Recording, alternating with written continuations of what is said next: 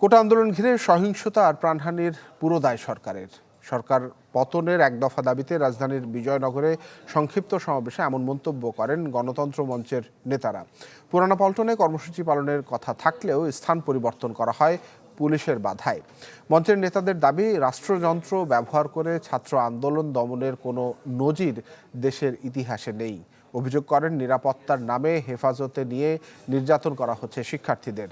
তারা বলেন, চলমান সংকট রাজনৈতিক, আর এর সমাধানও রাজনৈতিকভাবেই করতে হবে।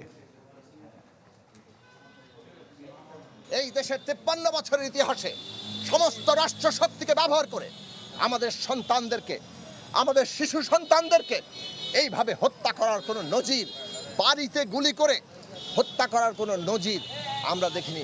এখন সরকার টিকে আছে কেবলমাত্র প্রশাসনের উপরে, তারা নির্ভর করে। সরকারের ভাগ্য এখন একটা চিকন সুতার উপরে এখন ঝুলছে।